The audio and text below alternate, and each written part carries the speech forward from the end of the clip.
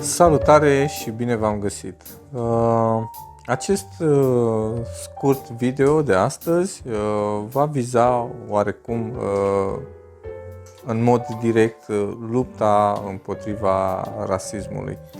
Și în general, atunci când ne luptăm cu cineva sau cu ceva, nu, principiile războiului sunt de a-ți cunoaște inamicul. În ceea ce privește lupta contra rasismului, fie că sunt militanți, da, aliați ai celor care sunt discriminați sau suferă după urma acestui rasism, fie că sunt oameni care, într-un fel sau altul, au ajuns să fie rasiști și acum încearcă să lupte cu propriul rasism, prima etapă, zic eu, în lupta cu rasismul este să identificăm practic ceea ce înseamnă rasism,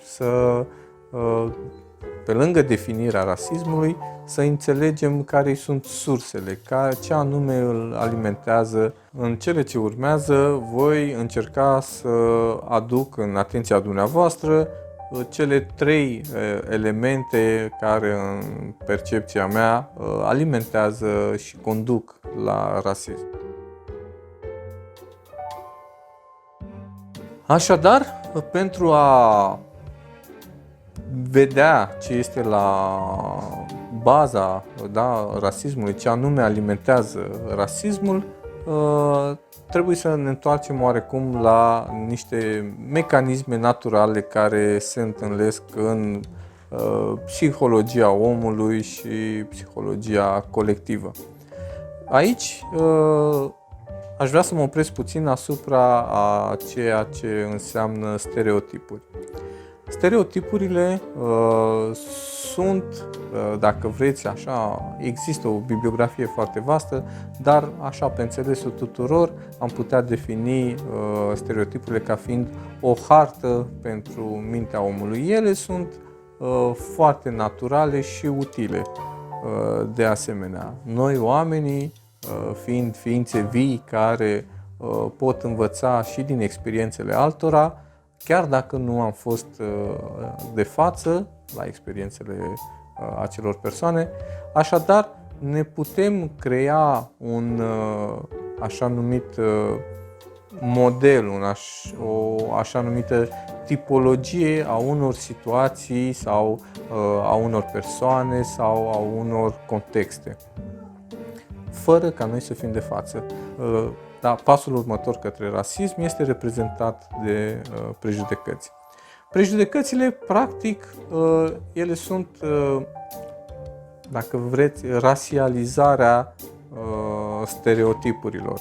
Prejudecățile sunt generalizări ale stereotipurilor. Așadar, dacă există stereotipul că romii fură, prejudecata este că și romul de lângă mine fură.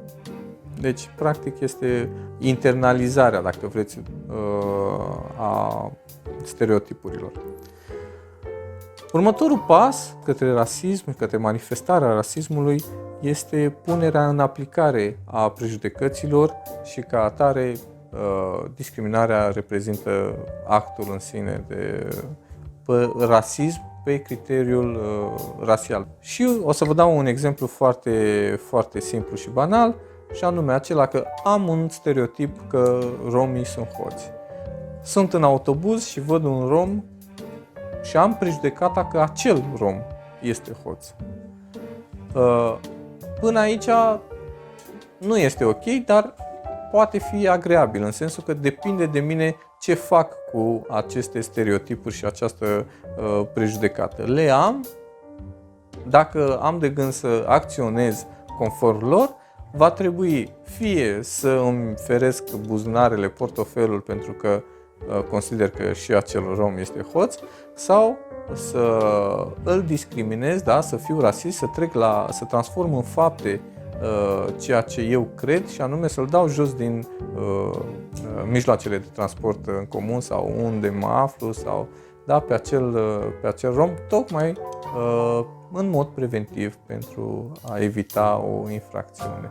În mare parte, așa s-ar rezuma rasismul și ceea ce alimentează rasismul. Pentru mai multe informații și cei care doresc să își clarifice, să le fie mult mai clar ceea ce înseamnă rasismul și cum se manifestă el și o scurtă istorie a rasismului în România, vă invit să urmăriți linkul din descriere.